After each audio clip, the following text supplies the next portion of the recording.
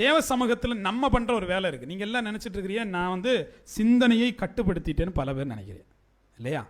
சிந்தனையை ரொம்ப சிந்திக்கும் போது நம்ம என்ன நினைக்கிறோம்? ரொம்ப ரொம்ப சிந்திக்கும் போது ஐயோ நான் ரொம்ப சிந்திச்சுக்கிட்டு இருக்கேன் அப்படின்ட்டு இல்லையா? ரொம்ப சிந்திக்கும் போது என்ன ஆயிடுதுன்னா, இந்த ஸ்க்ரூ பார்த்துருக்குறீங்க இல்லையா, போட்டு டைட் ஆகும்போது என்ன செய்யும்? ரொம்ப இறுக்கமாக இருக்கும், மனசெல்லாம் ரொம்ப இறுக்கமாக இருக்கும். இப்போ நம்ம ஒன்று பண்ணோம், வெளியே போயிட்டு வரும், நம்ம ஒன்று பண்ணுவோம், ஒரு டிவி பார்ப்போம், நம்ம ஒன்று பண்ணுவோம், பிடிச்சவங்கள்ட்ட பேசுவோம், அப்போ கொஞ்சம் லூஸ் ஆகும். ஃபோனை வச்சுட்டிங்க மறுபடியும் டைட்டார் இல்லையா? ஒரு திரைப்படத்தை பார்த்து முடிச்சிட்டிங்க மறுபடியும் டைட்டாயிரும். ஏன்? சிந்தனையை நீங்கள் கட்டுப்படுத்திட்டேன்னு நினச்சி சிந்தனையிலிருந்து சிதறல் உண்டாக்குறீங்க. இதை நினைக்கிற நீங்கள் இன்னொன்று நினைக்கிறீங்க, இதை நினைக்கிற நீங்கள் இன்னொன்று நினைக்கிறீங்க. இது இல்லை மனசை கட்டுப்படுத்துறது. நிறைய பேர் நம்ம நம்பிக்கிட்டு இருக்கோம். நான் என்ன பண்ணுறேன் இப்போதைக்கு, இந்த எல்லாம் வருது சரி, இப்போ நான் எப்போ யோசேப்பை நினைக்க போகிறேன். எப்படி? யோசேப்பு வாழ்ந்தார், சிறப்பட்டார், பிரயோஜனம் இல்லை. யோசேப்பை இப்போ நினைக்கக்கூடிய நேரம் இல்லை. எதை நினைக்கணும்? என் மனசு ஏன் கண்ட்ரோலில் இருக்கான்னு பார்க்கணுமே தவிர இதை மாற்றுறதுக்கு இன்னொன்று சிந்திச்சுட்டா மாறிடும்னா நான் யாஷோவை நினைக்க போகிறேன், பிரயோஜனம் இல்லை. மனசை யாஷோவை நினைச்சிட்டா மனசு கட்டுப்பாடாயிருதா?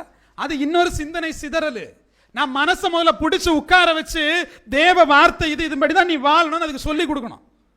இதுபடி தான் நீ வாழணும்னு சொல்லிக் கொடுக்கணும். அப்போ சிந்தனை சிதறலை விட்டுட்டு இந்த சிந்தனையை கட்டுப்படுத்த என்ன வழி, இதை சிறைப்படுத்த என்ன வழின்னு பார்க்கணும். எப்படி சிறைப்படுத்துறது? யாஷோ இந்த உலகத்தில் இருந்தபோது அவர் முதல்ல பண்ண விஷயம் என்ன? வாசிங்க முதல்ல சங்கீதங்களுடைய புஸ்தகம் 1வது அதிகாரம் 2வது வசனத்தை வாசிங்க. யாவாவுடைய வேதத்தில் பிரியமாய் இருந்து இரவும் பகலும் அவருடைய வேதத்தில் தியானமாய் இருக்கிற மனுஷன், இரவும் பகலும் அவருடைய வேதத்தில் தியானமாய் இருக்கிற மனுஷன் பாக்கியவான். இங்க ஒரு மனுஷனை பத்தி பேசும், அவனுடைய தியானத்தை பத்தி பேசும். எதை பத்தி பேசும்? தியானத்தை பத்தி பேசும். தம்பி என்ன சொல்ல வர? அப்படியே உட்காந்து கையும் காலையும் மடக்கிட்டு ஒரு மாதிரி தியானத்தில் போயிடலாமா? உண்மையாவே வேதம் ஒரு தியானத்தை குறித்து பேசுது. அந்த தியானத்தில் இருக்கிற மனுஷன் பாக்கியவான். அந்த தியானத்தில் இருக்கிற மனுஷன் நீர்க்காலின் ஓரமாய் நடப்பட்ட மரமாக இருப்பான். அந்த தியானத்தில் இருக்கிற மனுஷன் தன் காலத்தில் தன் கனியை கொடுப்பான். தியானத்தில் இல்லாம நிதானம் உங்களுக்கு வராது. தியானத்தில் இல்லாத மனுஷன் உடனே ரியாக்ட் பண்ணுவான். திட்டுனியா திட்டுவேன், அடிச்சியா ஒன்று அழுவேன் இல்லையா திருப்பி அடிப்பேன். அதானே பண்ண முடியும். ஒன்று அழ முடியும் இல்லையா, திருப்பி அடிப்பேன். ஆனால் அதே நேரத்தில் தியானத்தில் நிதானத்தில் இருக்கிற மனுஷனிடத்தில் ஒரு ஞானம் இருக்கும். என்ன இருக்கும்? ஞானம் இருக்கும், அமைதி இருக்கும், அறிவு இருக்கும். அவன் தியானத்தில் இருக்கிறான், அவன் தேவனோடு இருக்கிறான். அவன் தியானத்தில் இருக்கிறான், அவன் தேவனோடு இருக்கிறான். அப்போ இந்த தியானம் பண்ண இன்னும் நீங்கள் ஆரம்பிக்கலைன்னா நீங்கள் தேவ சமூகத்தில் உள்ள மனுஷனே இல்லை. யார் இல்லை? தேவ சமூகத்தில் உள்ள மனுஷன் இல்லை. நான் சொல்கிறது முதல் படி. எந்த படி? முதல் படி. மனதை அடக்கின பிற்பாடு தான் யார் வருவான்? சாத்தான் சண்டை போட வருவான். மனிதை அடக்காத யாரிடத்திலும் சாத்தான் போராட வரமாட்டான்.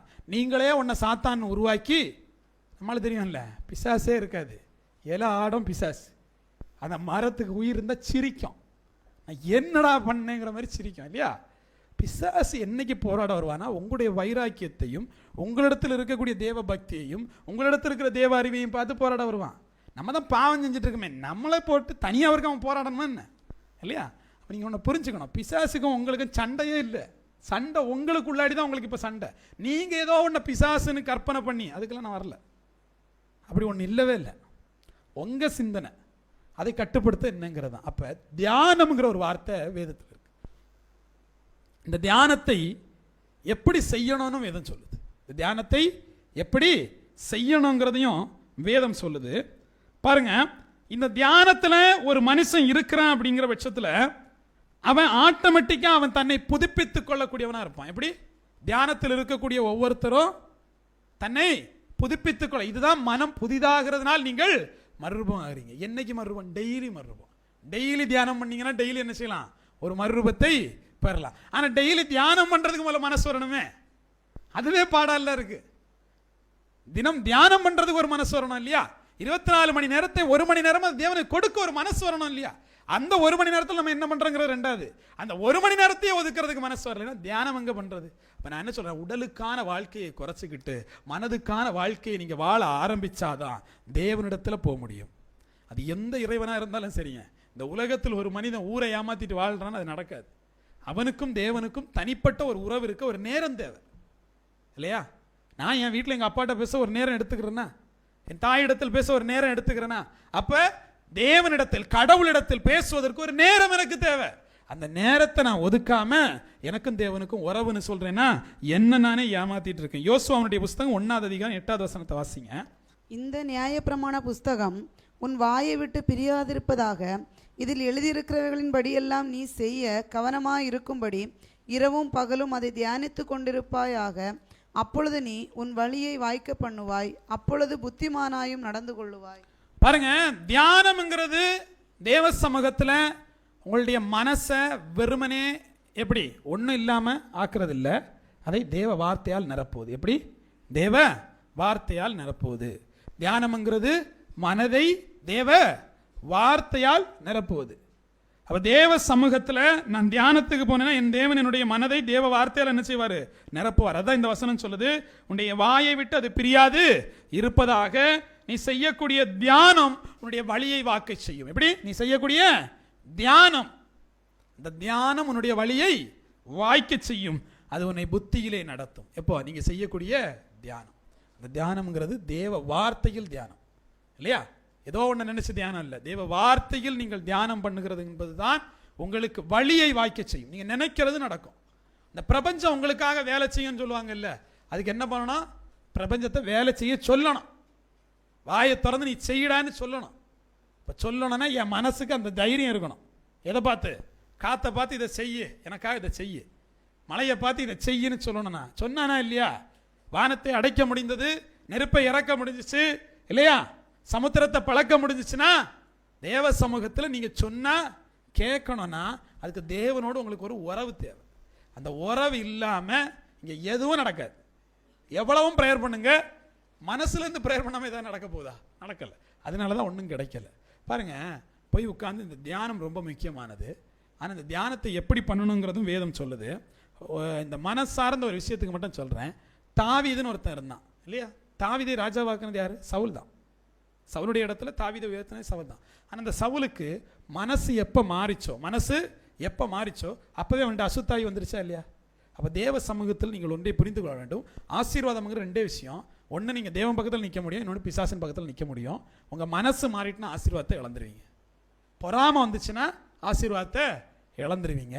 விரோதம் வந்துச்சுன்னா ஆசீர்வாதத்தை இழந்துருவீங்க. அப்படி பார்த்தா இங்கே யார் மனசில் விரோதம் இல்லை, பகைமையே இல்லாத யாராவது இங்கே இருக்கிறீங்களா? அப்போ அதெல்லாம் மாற்றாம சவுல் ஆயிடக்கூடாது இல்லையா? அதை மாற்றி போட்டு தாவீது ஆகணும். கொல்ல வரக்கூடிய சவுலை பார்த்து சொன்னார், தேவனால் அபிஷேகம் பண்ணப்பட்ட இவன்ட்ட நான் என்ன பண்ண முடியாது, ஒன்றும் பண்ண முடியாது, நான் ஏமாத்துறேன்ட்டார். நான் இவன் அடிக்க முடியாது, ஏன்னா அவன் தேவனால் அபிஷேகம் பண்ண முடியும். எதிரி தான், ஆனால் தேவனால் அபிஷேகம் பண்ணப்பட்டான். ஆனால் இங்கே இருந்து எதிரி இல்லை, தேவ மனுஷன், ஆனால் எதிரி அவன். எனக்கு ஏன் என்னை பற்றிலாம் பேசுகிறான்? பிரச்சனை புரியுதா உங்களுக்கு? கூட ஆராதிக்கக்கூடிய பிள்ளைகள், ஆனால் நமக்கு எதிரி ஆயிடுறான். எப்படி? சவுலும் தாவீது இடத்திலேயே நீங்கள் பார்க்கணும். ஆவி மாறிச்சுன்னா ஆசீர்வாதம் மாறிடும். அப்புறம் நீங்கள் ராஜா இல்லை, அப்புறம் நீங்கள் என்ன பண்ணுவீங்க? அசுத்தாவினால் அலக்கழிக்கப்படுவீங்க. உங்கள் வாழ்க்கை மாறி போயிடும். மனசு நேராக தேவ சமூகத்தில் இருக்கிற வரைக்கும் தான் ஆசீர்வாதம். யூதாஸ் எத்தனை பேருக்கு தெரியும் இல்லையா? எல்லாருக்கும் எடுத்துக்காட்டு ஒரு யூதாஸ் இல்லையா? யூதாஸ் நாண்டு கொண்டு செத்தா நீ சாவாம இரு அப்படின்னு தான் சொல்லுவோம் இல்லையா? ஆனால் யூதாஸ்ட பிரச்சனை என்னன்னு தெரியுமா உங்களுக்கு? யூதாஸோட பிரச்சனை என்னது? உங்களை மாதிரி ஒரு சீசன் உள்ள வந்துட்டான் 12 பேர்ல. ஆனால் அவன் பிரச்சனை என்ன தெரியுமா? அந்த மனசை அவன் கட்டுப்படுத்தாமல் வச்சிருந்தது. தேவ சமூகத்தில் தியானம் பண்ணாமல் இருந்தது அவன் பிரச்சனை. ஏசான்னு ஒருத்தர் இருந்தது, ஏசா யாக்கோபு. எதனால விற்று போட்டான்? மனதுக்கு அதனுடைய அது எவ்வளோ பெரிய ஆசீர்வாதங்கிறது தெரியல. இங்கே நிறைய பேர் பரலோகத்தை சில்லற பாவங்களுக்கு விற்று போட்டுரும். தேவ அன்பை சில்லற பாவங்களுக்கு விற்று போடுறோம். தேவ ஆசீர்வாதத்தை சில்லறையான கோபத்தினால பொறாமையினால விற்று போட்டுரும்.